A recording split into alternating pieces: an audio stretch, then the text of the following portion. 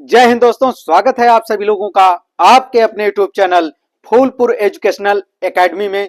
द्वंद्व कहां तक पाला जाए, युद्ध कहां तक टाला जाए, है तू राणा का वंशज फेंक जहां तक भाला जाए। तो आज की वीडियो में हम सीखने वाले हैं साइंस का तीसरा चैप्टर है धातु और अधातु। इसके पहले की वीडियो में साइंस के दो चैप्टर, पहला चैप्टर और दूसरे चैप्टर का मोस्ट बहुविकल्पी क्वेश्चन जो है अपलोड कर दिया गया है। अगर आपने नहीं देखा तो जरूर एक बार जाकर देखिएगा। इस बार हम इस वीडियो में धातु और अधातु के टॉप 15 ऑब्जेक्टिव्स को कवर करने वाले हैं। इसमें से निश्चित ही कोई ना कोई क्वेश्चन जो है बोर्ड एग्जाम में जरूर टपकेगा, इसलिए इस वीडियो को एंड तक जरूर देखिएगा। चलिए वीडियो को स्टार्ट करते हैं। सबसे पहले क्वेश्चन को देख लेते हैं। पहला क्वेश्चन है हमारा, कौन सा अधातु विद्युत का सुचालक है? कौन सा अधातु जो है आपका वो का है विद्युत का सुचालक है? तो सुचालक का मतलब होता है जिसमें क्या प्रवाहित हो रही हो? धारा। क्या प्रवाहित हो रहा हो? धारा। तो कौन सा अधातु जो विद्युत का है सुचालक है? तो अधातु को कह रहा है, इसका मतलब यह हुआ कि प्रायः जो अधातुएं होती हैं वह विद्युत का होती हैं? कुचालक होती है। प्रायः अधातुएं का होती हैं? विद्युत का कुचालक होती हैं। तो ज्यादातर अधातुएं जो पाई जाती हैं वो क्या होती हैं? कुचालक होती हैं। लेकिन कुछ अधातुएं ऐसी होती हैं जो क्या होती है? विद्युत का सुचालक। माने उन अधातुओं में क्या प्रवाहित होता है? धारा प्रवाहित होता है। तो चार ऑप्शन हमारे पास है। पहला ऑप्शन है गंधक। गंधक को सल्फर कहा जाता। क्या कहा जाता है? सल्फर। यानी सल्फर जो आपका होता है जिसको हम यस से दिखाते हैं, यह जो सल्फर आपका होता है उस सल्फर को क्या कहते हैं? गंधक कहते हैं। फास्फोरस जिसको हम किससे प्रदर्शित करते हैं?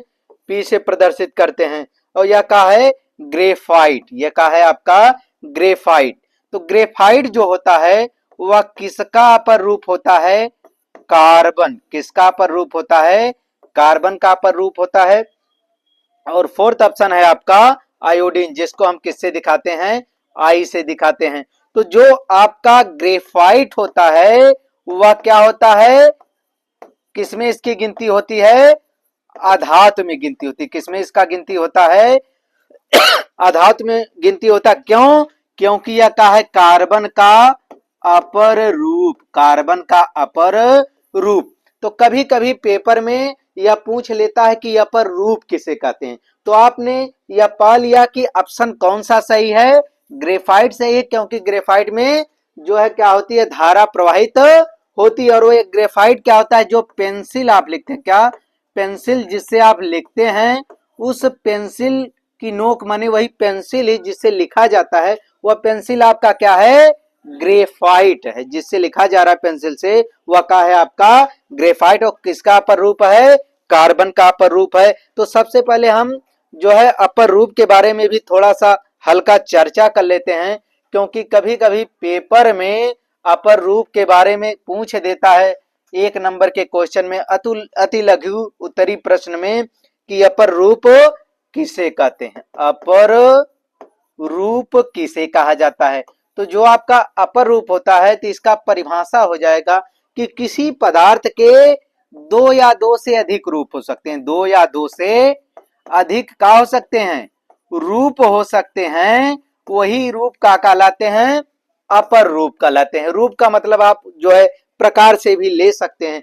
जैसे आपका जो कार्बन होता है उसके 3 रूप में पाया जाता है। कार्बन जो है यह आपका ग्रेफाइट के भी रूप में पाया जाता है। तो ग्रेफाइट का है? कार्बन का अपर रूप है। हीरा यानी डायमंड। और क्या है? एक फुलरीन। क्या है? फुलरीन। तो ये सभी क्या है? कार्बन के अपर रूप हैं। तो किसी पदार्थ के दो या दो से अधिक रूप हो सकते हैं और वो पदार्थ क्या कहलाते हैं? अपर रूप कहलाते हैं। तो कभी कभी अति लघु उत्तरी में यह पूछता है, तो इस जो है डिफिनीशन को याद रखिएगा। चलिए अगले क्वेश्चन पर चलते हैं। तो पहले ऑप्शन में ग्रेफाइट आपका क्या हो जाएगा? राइट आंसर हो जाएगा। सेकंड ऑप्शन हम देख लेते हैं। दूसरा प्रश्न क्या दिया गया है? धातुओं को पीटकर चादर बनाने की क्षमता कहलाती है। धातुओं को पीट कर क्या बनाने की बात कर रहा है?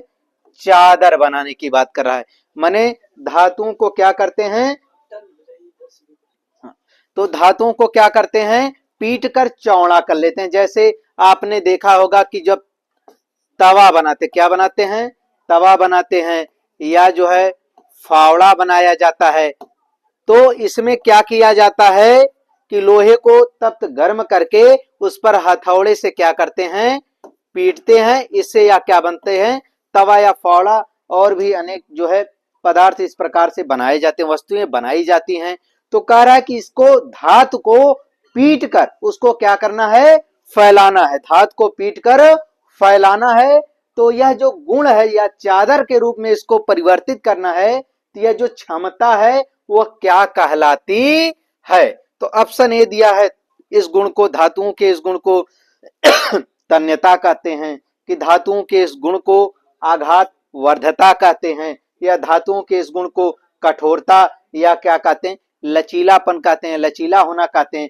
क्या कहा जाता है? तो सबसे पहला ऑप्शन जो है तन्यता है। तो हम तन्यता के बारे में समझ लेते हैं कि तन्यता क्या होता है। तो देखिए, कुछ धातु से तन्यता माने होता है, सीधा सीधा आप मोटी बुद्धि में समझिए, तानना या तान कर। तान्यता माने क्या हो गया? तानना। तो कुछ धातु ऐसे होते हैं जिनको तान कर, माने किसी भी विधि द्वारा, हाथ से तानना नहीं है, किसी विधि द्वारा उसको तान कर किसके रूप में परिवर्तित कर दिया जाता है? तार के रूप में। किसके रूप में? तार के रूप में परिवर्तित किया जाता है। इसी गुण को क्या कहते हैं? तन्यता कहते हैं। और उन पदार्थों को जिनको ताना जा सके, क्योंकि सभी धातु को तान कर जो है, माने किसी भी द्वारा, मशीनरी द्वारा, फैक्ट्रियों में प्रत्येक धातु को तान कर तार तो बनाया नहीं जा सकता है। तो जिन धातुओं को तान कर तार बनाया जा सकता है, उन धातुओं को क्या कहते हैं? तन्य कहते। क्या कहते हैं? तन्य कहते हैं। और उनके इस गुण को, माने धातु का किस में बदल जाना? तार में बदल जाना, इस गुण को क्या कहते हैं? तन्यता कहते हैं। तो तन्यता क्या है? एक गुण है धातुओं का। और तन्य क्या है? वह धातु है, वह पदार्थ है जिसको क्या किया गया है? ताना गया है। जैसे तार किसके किसके बन सकते हैं? आपका एल्यूमिनियम का तार आपने देखा होगा, लोहे का तार देखा होगा, कॉपर का तार देखा होगा, जिंक का तार देखा होगा। तो ये सभी धातुएं क्या हैं? तन्य है। सभी धातुएं क्या हैं? तन्य हैं। और इनका जो यह तन जाने का गुण है, यही क्या कहलाता है? तन्यता कहलाता है। इसके बाद जो है, लेकिन यह जो है तन्यता ऑप्शन सही नहीं है। इसके बाद क्या है? आघात वर्धता। तो देखिए, आघात वर्धता क्या होता है? आघात वर्धता का मतलब, आघात माने क्या होता है? चोट पहुंचाना। आघात माने क्या होता है? चोट पहुंचाना। आघात वर्ध, किताब में आपको कहीं कहीं आघात वर्धनीयता भी लिखा हुआ मिल जाएगा। आघात वर्धता या आघात वर्धनीयता। आघात का मतलब होता है चोट पहुंचाना। आघात का मतलब क्या हो गया? चोट पहुंचाना। चोट पहुंचाना। वर्धनीयता का मतलब होता है, वर्ध माने बढ़ना का होता है, बढ़ना या फैलना भी कह सकते हैं। बढ़ना या फैलना आप कह सकते हैं। तो माने चोट मारकर, चोट पहुंचाकर क्या किया जा रहा है? किसी चीज को बढ़ाया जा रहा है। तो आप ध्यान से समझिए, मान लीजिए आपको क्या बनाना है? तवा बनाना है। तो लोहे को या खुरपी बनाना है, फावड़ा बनाना है, कुदाल बनाना है। तो लोहे को तप्त करके क्या किया जाता है? लोहार के द्वारा उस पर चोट पहुंचाया जाता है, उस पर मारा जाता है, माने आघात पहुंचाया जाता है, जिसके कारण वो क्या होता है? उसके आकार में वर्ध होता है, माने वृद्धि होती है, वह बढ़ता है, फैलता है। इसी को क्या कहते हैं? आघात वर्धनीयता कहते हैं। तो यह चादर जो बनाने का सिस्टम है, माने कि उसको पीट कर क्या बनाया जा रहा है? चादर बनाया जा रहा है। तो यह क्या हो जाएगा आपका? आघात वर्धनीयता। तो चादर कैसे बनेगा? लोहे को क्या करेंगे? पीट कर या प्रेशर देकर, फैक्ट्रियों में बनेगा तो उसको प्रेशर के माध्यम से क्या करेंगे? चादर बनाएंगे। तो वह क्या हो जाएगा आपका? आघात वर्धनीयता। तो इस ऑप्शन को आप अच्छी तरीके से समझ गए होंगे। और जिन पदार्थों को पीट कर जो है चादर या जो है उसको फैलाया जा सकता है, उन पदार्थों को क्या कहते हैं? आघात वर्धनीय। उसको क्या कहते हैं? आघात वर्धनीय, और उनके इस गुण को आघात वर्धनीयता कहते हैं। अगले ऑप्शन पे पहुंचते हैं। अगला ऑप्शन है हमारा, अगला क्वेश्चन है कांसा। कांसे को क्या कहते हैं अंग्रेजी में? ब्रॉन्ज कहते हैं। तो कांसा यानी ब्रॉन्ज है, माने जो कांसा है वह क्या है? तो यहाँ चार ऑप्शन दिए हैं। कापर प्लस जिंक यानी कापर और जिंक का मिश्रण है, माने कापर और जिंक को मिलाकर बनाया गया है। कापर और यसन, टिन, यसन को क्या कहते हैं? टिन कहते हैं। तो कापर और किसको मिलाकर बनाया? टिन को। दूसरा ऑप्शन है कापर और जिंक को। तीसरा ऑप्शन है फेरस यानी लोहे को और क्लोरीन को, एल्यूमिनियम और टिन को। तो देखिए जो आपका कांसा होता है, तो कांसा होता क्या है? तो आपने जो है शादी ब्याह में सुना होगा फूल की थाली या फूल का लोटा, यह सब आपने कहा होगा। जो है शादियों में सुना होगा कि यह क्या है? फूल की थाली है, फूल का लोटा है। ये सभी क्या होते हैं? कांसा होते हैं। ये सभी क्या होते हैं? कांसा होते हैं। तो जो कांसा होता है वो दो धातुओं से मिलकर क्या होता है? बनता है। दो धातुओं को पिघला कर क्या करते हैं? एक तीसरे पदार्थ का निर्माण किया जाता है। तो वह क्या कहलाता है? मिश्र धातु कहलाता है। क्या कहलाता है? मिश्र धातु। तो यह आपके बहुविकल्पी में जो है कई बार पूछा कि मिश्र धातु किसे कहते हैं? अंग्रेजी में इसको एलोस कहा जाता है। तो मिश्र धातु जो होता है, मिश्र माने होता है मिला हुआ, मिश्र माने मिला हुआ, धातु माने धातु, मिश्र माने मिला हुआ, धातु माने धातु। जब दो या दो से अधिक धातुओं को क्या करते हैं? मिलाकर, दो या दो से अधिक धातुओं को मिलाकर कोई तीसरा नया पदार्थ का किया जाता है, बनाया जाता है, तो आपका क्या कहलाता है? मिश्र धातु। तो कांसा आपका क्या है? यह मिश्र धातु है। कांसा का है? मिश्र धातु है। और कांसा किससे मिलकर बनता है? कापर यानी Cu कापर, और यन का होता है टिन। यन को क्या कहा जाता है? टिन। और Cu को क्या कहते हैं? कॉपर। तो कापर और टिन को मिलाकर किसे बनाया जाता है? कांसे को बनाया जाता है। तो ऑप्शन नंबर ए हमारा क्या हो जाएगा? राइट आंसर हो जाएगा। इसके बाद है आपका, दूसरे को भी समझ लेते हैं इसी पॉइंट में, कि आपका जो कापर है और क्या है? जिंक। कापर और जिंक। तो इस कापर और जिंक को मिलाकर क्या बनता है? कापर प्लस आपका क्या है? जिंक। तो कापर और जिंक को मिलाकर क्या बनता है? पीतल। क्या बनेगा? पीतल। तो कापर और जिंक को मिलाकर किसका निर्माण होता है? कौन से मिश्र धातु का निर्माण होता है? तो आपका क्या है? पीतल। तो कापर और जिंक को मिलाकर किसको बनाते हैं? पीतल को बनाते हैं। तो एक ट्रिक के माध्यम से आप इसको आसानी से याद रख सकते हैं। वह ट्रिक क्या है? पिताजी का है, पिताजी। पी से आपका क्या हो गया? पीतल हो गया। पी से आपका क्या हो गया? पीतल हो गया। ता से हो गया आपका तांबा। ता से क्या हो गया? तांबा। और जी से आपका क्या हो गया? जिंक हो गया। यानी जो आपका पीतल बनता है वह तांबा और किसको मिलाकर बनेगा? जिंक को मिलाकर बनेगा। तो इस ट्रिक के माध्यम से भी आप जो है पीतल को आराम से क्या कर सकते हैं? याद रख सकते हैं। इसके बाद हम अगले ऑप्शन पर चलते हैं। अगला ऑप्शन है हमारा, कौन सी धातु सबसे कम अभिक्रियाशील है? यह जो क्वेश्चन है यह अपने आप में अकेला क्वेश्चन नहीं बल्कि कई क्वेश्चन का क्या है? समूह है। तो इसको आप बड़े ध्यान पूर्वक समझिएगा। कह रहा है कि कौन सी धातु सबसे कम क्रियाशील है। तो यह चार ऑप्शन हैं, तीन चार ऑप्शन में कौन सबसे कम है इसको हमें क्या करना है? समझना है। तो एक जो है आपने पढ़ा होगा चैप्टर में, सक्रियता श्रेणी। सक्रियता श्रेणी तो यह आपने चैप्टर में पढ़ा होगा। अगर नहीं पढ़ा होगा तो यहां पर आप इसको आसानी से समझ सकते हैं। सक्रियता श्रेणी क्या होती है?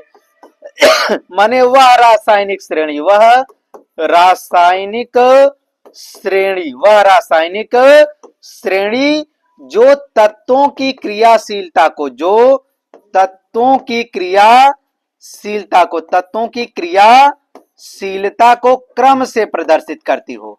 वह रासायनिक श्रेणी जो तत्वों की क्रियाशीलता को कैसे प्रदर्शित करती हो, क्रम से प्रदर्शित करती हो, वह श्रेणी क्या कहलाती है, सक्रियता श्रेणी कहलाती है। अब इस सक्रियता श्रेणी को एक श्रेणी बनाया गया है जिसमें क्रम से सक्रिय धातुओं को रखा गया, उनका एक सीरीज बनाया गया है।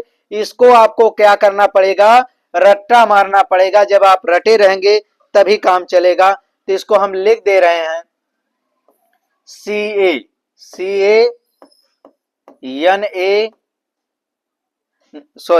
पहला जो रहेगा वह के रहेगा आपका। पहला क्या, के माने पोटेशियम, CaFeMgAl,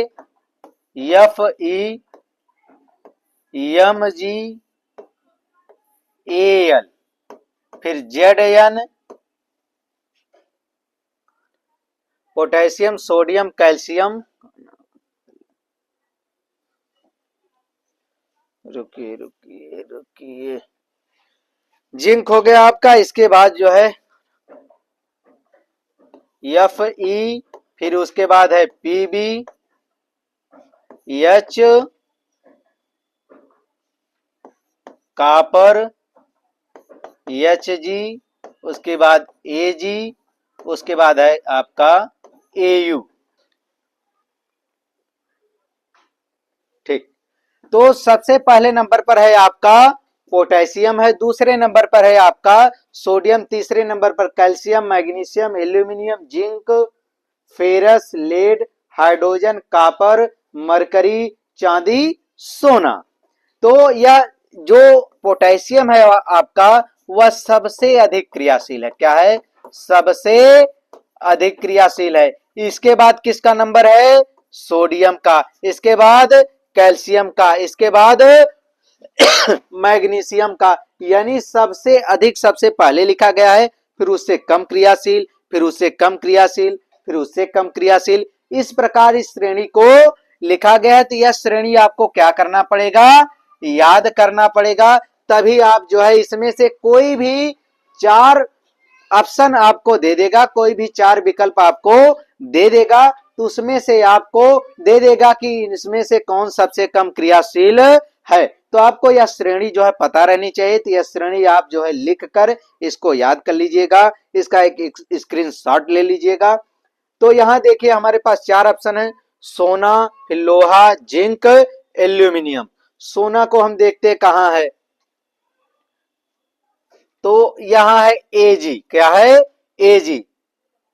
तो Ag आपका Ag से आपका क्या होता है, सिल्वर। Ag से क्या होता है, सिल्वर। Au से आरम यानी सोना, और यह कहां है, सबसे लास्ट में है, यानी इनमें जितने लिखे गए इनमें सबसे कम क्रियाशील है।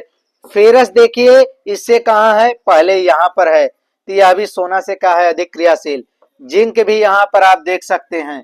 इसके बाद एल्यूमिनियम भी यहां जिंक के पहले देख सकते हैं। इसका मतलब सोना सबसे का है कम क्रियाशील है, सोना सबसे का है कम क्रियाशील है, इसलिए यह जल्दी खराब नहीं होता है, क्योंकि यह अन्य जो है धातुओं से जल्दी क्रिया नहीं करता है।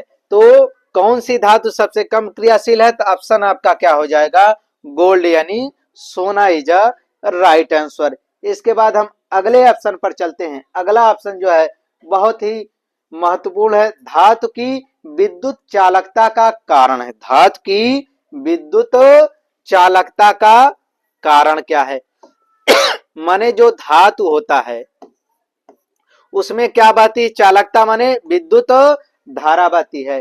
तो इस विद्युत धारा यानी धारा बहने का मुख्य कारण क्या है, तो हमारे पास कितने ऑप्शन हैं, 4 ऑप्शन है। पहला ऑप्शन है आयन, दूसरा क्या है प्रोटॉन, तीसरा है मुक्त इलेक्ट्रॉन, और चौथा है आपका क्या, न्यूट्रॉन। तो धातु की विद्युत चालकता कारण का है। सबसे पहले हम धातु को ही समझ लेते हैं, धातु होता क्या है। तो जो तत्व क्या करते हैं, इलेक्ट्रॉन का त्याग करते हैं। इलेक्ट्रॉन क्या करते हैं, त्याग करते हैं, माने एक या एक से अधिक, एक या एक से अधिक, एक या एक से अधिक इलेक्ट्रॉनों को क्या करते हैं, त्याग करते हैं। वे क्या कहलाते हैं, धातु। यानी धातु को अंग्रेजी में क्या कहते हैं, मेटल कहा जाता है। क्या कहा जाता है, मेटल। यानी धातु जो होता है वह एक या एक से अधिक इलेक्ट्रॉनों का क्या करता है, त्याग करता है। तो इसी के साथ हम अधातु को भी देख लेते हैं। तो अधातु जो होता है वह इलेक्ट्रॉन को क्या करता है, ग्रहण करता है। इलेक्ट्रॉन को क्या करेगा, ग्रहण करेगा। तो धातु इलेक्ट्रॉन का त्याग करते हैं, अधातु एक या एक से अधिक इलेक्ट्रॉनों को ग्रहण करते हैं।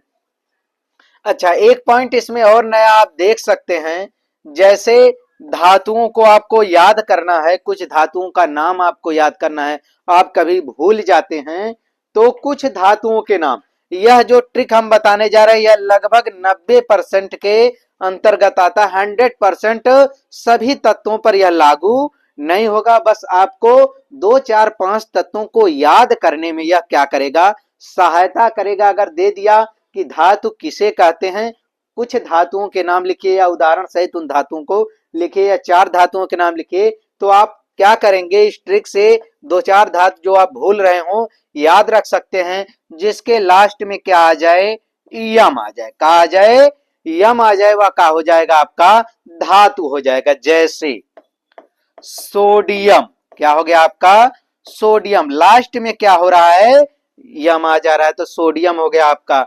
मैग्नीशियम, क्या है आपका, मैग्नीशियम, लास्ट में क्या है, यम हो गया, या क्या है आपका, धातु हो गया। एल्यूमिनियम, क्या हो गया आपका, एल्यूमिनियम। तो आपका सोडियम, एल्यूमिनियम, पोटेशियम, क्या हो गया आपका, पोटेशियम। तो ये सभी क्या है, आपके धातु हैं। तो फेरस भी धातु होता है, लेकिन फेरस पर यह ट्रिक काम नहीं करेगा। तो हमने क्या कहा कि टेम्परेरी में आपको 2 4 धातुओं का नाम अगर याद नहीं आ रहा है, तो आप कुछ धातुओं का नाम लीजिए, उसमें अगर यम आ गया तो इसका मतलब वह क्या होगा, धातु होगा। तो यम आ गया तो कंफर्म धातु होगा।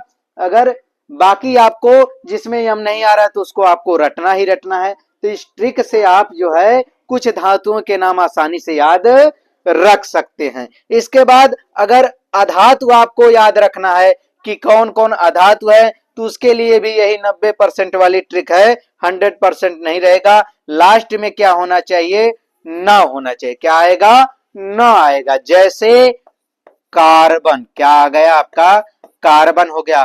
फ्लोरीन, फ्लोरीन, लास्ट में क्या है, ना है। उसके बाद है आपका क्लोरीन, का है क्लोरीन, लास्ट में आपका क्या हो गया, ना आ गया। जैसे आपका क्या है ब्रोमीन, का है ब्रोमीन, लास्ट में क्या आ गया ना आ गया। तो ये सभी क्या हैं, अधातु हैं। तो टेम्परेरी में आप जो है कुछ अधातुओं का नाम इस ट्रिक से क्या कर सकते हैं, याद रख सकते हैं।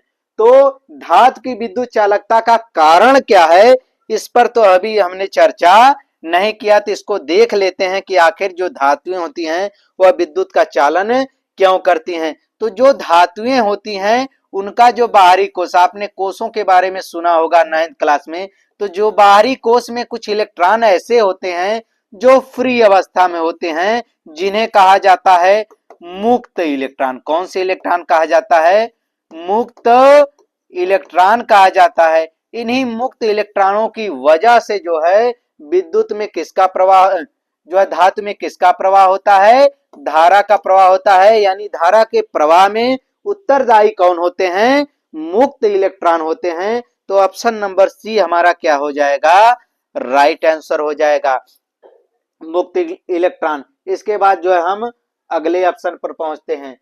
तो अगला ऑप्शन हमारा क्या है कि कौन सी धातु द्रव अवस्था में पाई जाती, कौन सी धातु जो है कौन सी अवस्था में पाई जाती है, द्रव अवस्था में पाई जाती। ऐसा क्यों कह रहा है कि कौन सी धातु द्रव अवस्था में पाई जाती है, क्योंकि जो धातुएं होती हैं वह प्रायः ज्यादातर 95% वह कौन सी अवस्था में पाई जाती हैं, ठोस अवस्था में पाई जाती है, सॉलिड स्टेट में पाई जाती हैं।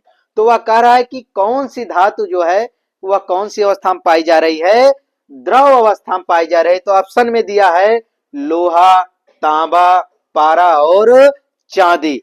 तो इसके बारे में बताने से अच्छा है आप जो है इस ऑप्शन को ही देखकर, अगर थोड़ा सा दिमाग लगाएंगे तो ऑप्शन को ही देखकर आप क्या कर सकते हैं, करेक्ट कर सकते हैं। लोहा आपने देखा ही होगा क्या लोहा द्रव होता है? तो लोहा द्रव नहीं होता है। तांबा आपने देखा ही होगा, क्या आपने द्रव अवस्था में तांबा को कभी देखा? तो नहीं देखा।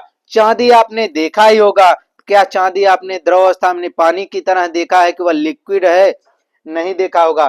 तो इसका मतलब क्या है? पारा करेक्ट आंसर है। तो पारा क्या होता है हमारा? यह धातु होता है। पारा का होता है, एक धातु होता है। सभी धातुएं यानी ज्यादातर धातुएं प्रायः ठोस अवस्था में पाई जाती हैं, लेकिन यह जो पारा होता है यह धातु होते हुए भी कौन सी अवस्था में पाया जाता है? द्रव अवस्था में पाया जाता है। तो पारा हमारा क्या हो जाएगा? राइट आंसर हो जाएगा। इसके बाद हम अगले क्वेश्चन पर चलते हैं। तो अगला क्वेश्चन है हमारा, धातुओं की पहचान नहीं। धातुओं की पहचान नहीं है माने कौन ऐसा पॉइंट इसमें लिखा गया है जिससे पता चला कि धातु का गुण नहीं है? तो ऑप्शन ए है चालकता। तो चालकता अभी आपको हमने बताया कि जो धातुएं होती हैं क्या होती है? विद्युत का चालक होती है, इसमें धारा बहता है, तो यह गुण तो धातु का है ही, तो यह ऑप्शन में नहीं हो सकता है। तन्यता, तो हमने बताया कि कुछ धातु ऐसे होते हैं जिन्हें खींचकर क्या बनाया जा सकता है? तार बनाया जा सकता है। इस गुण को ही क्या कहते हैं? तन्यता कहते हैं। और यह किसमें होता है? धातुओं में होता है, तो यह भी ऑप्शन नहीं हो सकता। और चमक, धातुओं में कुछ विशेष प्रकार की चमक पाई जाती है, तो यह भी क्या है? चमक धातु का गुण हो सकता है। लेकिन ऑप्शन सी जो है भंगुरता, ऑप्शन सी का है भंगुरता। तो जो अधातुएं आपकी होती हैं वह क्या होती हैं? भंगुर होती हैं कि जिन्हें पीटने पर या क्या हो जाएं? छिटक जाएं, कई टुकड़ों में हो जाएं, तो वही क्या होता है? भंगुर। उसे क्या कहते हैं? भंगुर कहते हैं। तो अधातुएं क्या होती हैं? भंगुर होती हैं, लेकिन धातुएं भंगुर नहीं होती हैं। तो हमें क्या करें? कौन धातुओं की पहचान नहीं है? तो ऑप्शन नंबर सी हमारा क्या हो जाएगा? राइट आंसर हो जाएगा कि भंगुरता जो है यह धातुओं का गुण नहीं है। धातुओं का गुण चालकता है, तन्यता है, चमक भी हो सकता है, लेकिन धातु का गुण जो है भंगुरता नहीं है। अगले क्वेश्चन पर चलते हैं। अगला क्वेश्चन हमारा, अधातु सामान्यतः किस अवस्था में पाई जाती है? जो अधातुएं होती हैं वह सामान्यतः किस अवस्था में पाई जाती हैं?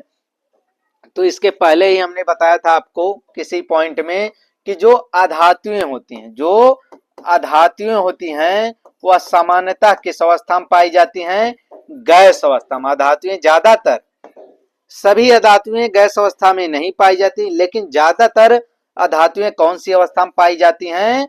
गैस अवस्था में पाई जाती हैं। तो यहाँ 3-4 ऑप्शन हमारे पास दिया गया है, तो ऑप्शन सी हमारा क्या हो जाएगा? राइट आंसर हो जाएगा। ऑप्शन सी क्या हो जाएगा?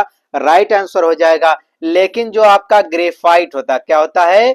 ग्रेफाइट होता है, और आपका आयोडीन होता है, आपका सल्फर होता है, ये सभी क्या हैं? अधातु हैं। ये सभी क्या हैं? अधातु हैं। ये सभी अधातु होते हुए भी, अधातु होते हुए भी यह कौन सी अवस्था में पाई जाती हैं? ठोस अवस्था में पाई जाती। कौन सी अवस्था में पाई जाती हैं? ठोस अवस्था में पाई जाती हैं। लेकिन प्रायः जो है अधातुएं कौन सी अवस्था में पाई जाती हैं?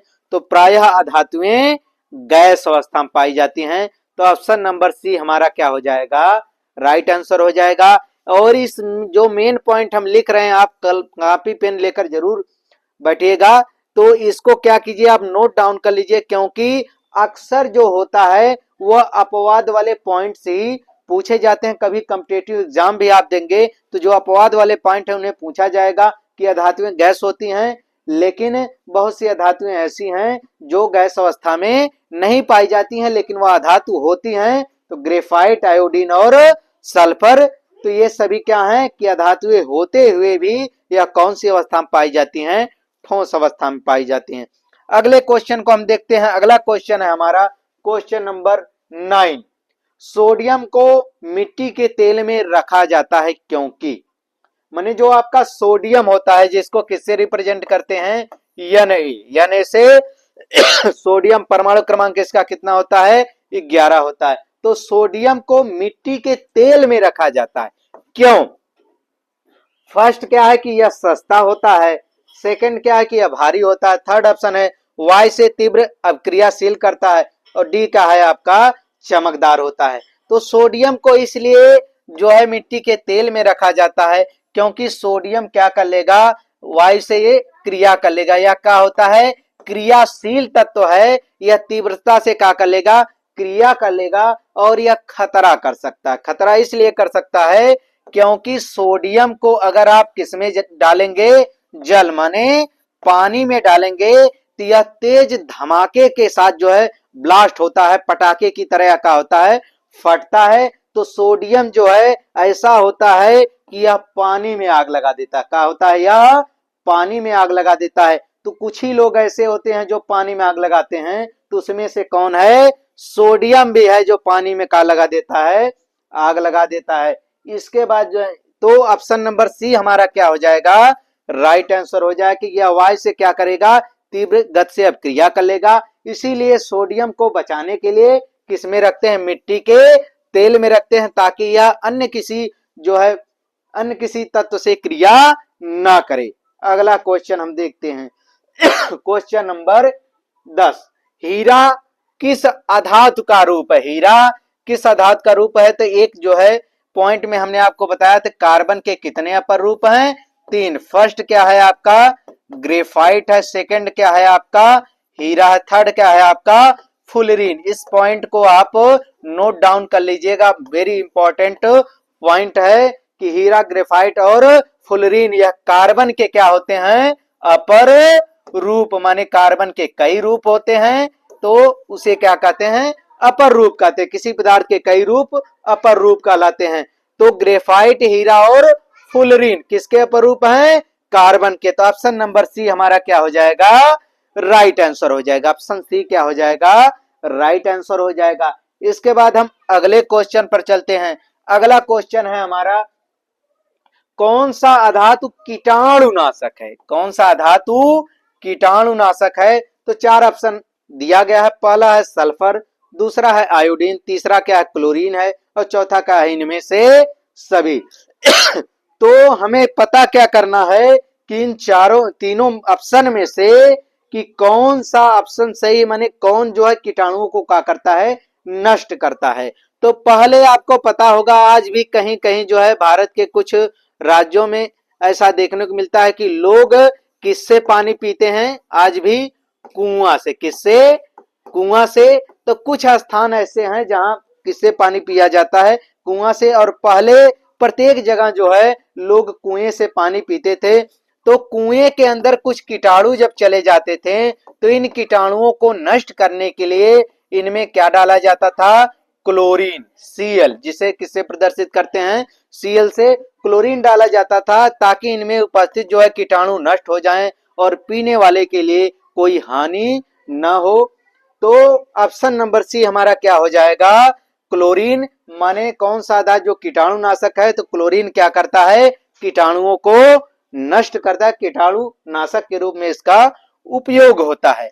अगला जो है ऑप्शन ले लेते हैं। अगला क्वेश्चन है हमारा, अधातु इलेक्ट्रॉन लेकर बनाते हैं, अधातु जो होते हैं वह इलेक्ट्रॉन लेकर बनाते हैं। तो 4 ऑप्शन दिया गया है, धन आयन पहला ऑप्शन है, दूसरा है ऋण आयन, तीसरा है आपका न्यूट्रॉन और चौथा ऑप्शन है आपका प्रोटॉन।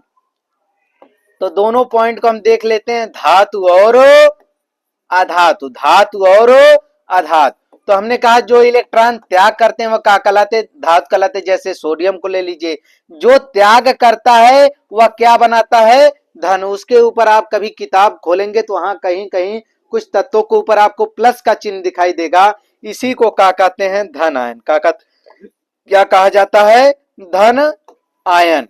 और जिस पर कुछ तत्वों पर आपको माइनस चिन्ह दिखेगा वह क्या होता है, ऋण आयन। क्या होता है, ऋण आयन होता है। माने अधातु इलेक्ट्रॉन लेते हैं और धातु इलेक्ट्रॉन देते हैं। तो जो एक इलेक्ट्रॉन देगा उसके ऊपर 1 प्लस और जो 2 इलेक्ट्रॉन देगा उसके ऊपर 2 प्लस। जैसे कैल्शियम 2 इलेक्ट्रॉन देता है तो कैल्शियम के ऊपर चाहे इस प्रकार से आप 2 प्लस देखे होंगे या कैल्शियम लिखकर ऊपर 2 लिख दिया जाता फिर प्लस लिखा जाता है। तो दोनों तरीका क्या है आपका सही है। तो दोनों में से कोई तरीके से आप लिख सकते हैं। बस यह पॉइंट ध्यान दीजिए, कोई अगर एक इलेक्ट्रॉन दिया तो उसके ऊपर 1 प्लस, 2 इलेक्ट्रॉन दिया 2 प्लस, 3 इलेक्ट्रॉन दिया 3 प्लस। कोई अगर एक इलेक्ट्रॉन ग्रहण किया, किसी से एक इलेक्ट्रॉन उधार लिया तो 1 माइनस, और कि कोई जो है 2 इलेक्ट्रॉन उधार लिया उस पर क्या हो गया 2 माइनस। माइनस का मतलब क्या होता है ऋण, जोड़ घटाना में आपने देखा होगा कि माइनस को क्या कहते हैं ऋण, ऋण माने कर्ज।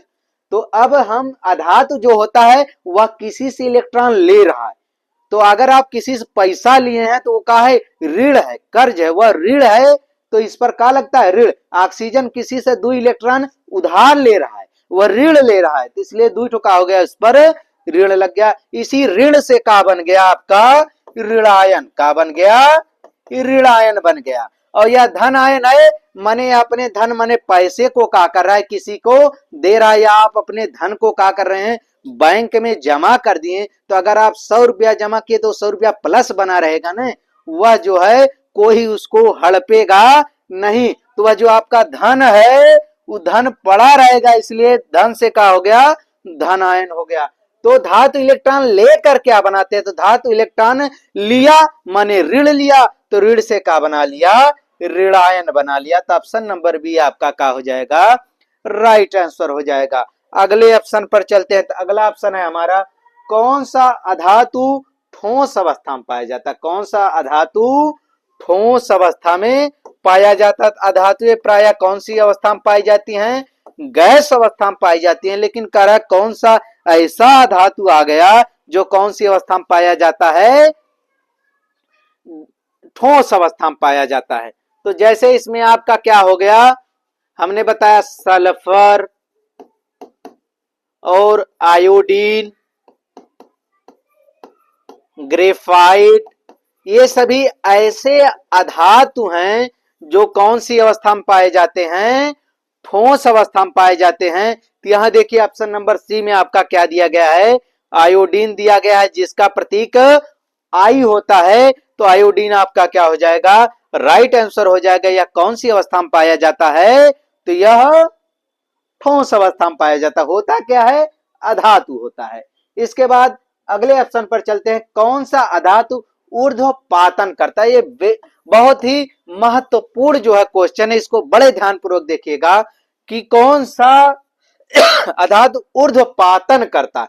ऊर्ध्वपातन का मतलब हम पहले समझ लेते हैं, ऊर्ध्वपातन, ऊर्ध्वपातन तो कुछ पदार्थ ऐसे होते हैं जो अपनी स्टेट, अगर वह कौन सी स्टेट में है अवस्था में है ठोस अवस्था में, कौन सी अवस्था में है ठोस अवस्था में है, तो वह ठोस से द्रव में नहीं बदलते, ठोस से द्रव में नहीं बदलते, वह सीधा किस में बदल जाते हैं गैस में बदल जाते हैं। यानी ठोस से किस अवस्था में परिवर्तन गैस अवस्था में परिवर्तन, यह क्या कहलाता है ऊर्ध्वपातन कहलाता है। ठोस से किस में बदलना गैस में बदलना डायरेक्ट क्या कहलाता है आपका ऊर्ध्वपातन कहलाता है। और उन पदार्थों को क्या कहते हैं ऊर्ध्वपातज, क्या कहते हैं ऊर्ध्वपातज कहा जाता है, उन पदार्थों को ऊर्ध्वपातज कहते हैं और क्रिया ऊर्ध्वपातन कहलाती है। जैसे आपका कपूर का है, आपका कपूर, तो कपूर आपने देखा होगा लोग जलाते हैं, वह ठोस अवस्था में होता है, वह किसमें डायरेक्ट बदल जाता है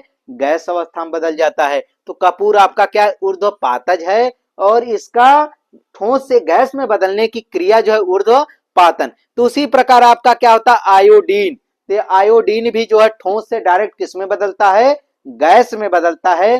तो आयोडीन का क्या होता है ऊर्ध्वपातन होता है, आयोडीन का है, आयोडीन का है ऊर्ध्वपातज है। तो ऑप्शन नंबर बी आपका क्या हो जाएगा राइट आंसर। यानी कौन सा धातु ऊर्ध्वपातन करता है, तो आयोडीन क्या करता है ऊर्ध्वपातन करता है। तो चलिए चलते हैं लास्ट क्वेश्चन पर। तो लास्ट क्वेश्चन हमारा क्या है धातु का उदाहरण है, धातु का उदाहरण है माने पहचानना है कि इनमें से कौन क्या है धातु है। फर्स्ट क्या है सल्फर, सेकंड नाइट्रोजन, थर्ड आपका एल्यूमिनियम, फोर्थ क्या है क्लोरीन। तो हमने आपको क्या बताया था एक ट्रिक बताया था लास्ट में क्या हो जाए यम, जो कि सभी पर लागू नहीं होता है। तो पहले इसी को हम आजमा कर देखते हैं कि जिसके लास्ट में क्या आ जाए यम आ जाए। तो यहाँ देखें लास्ट में र है, यहाँ न है, यहाँ न है, यहाँ का है लास्ट में यम है।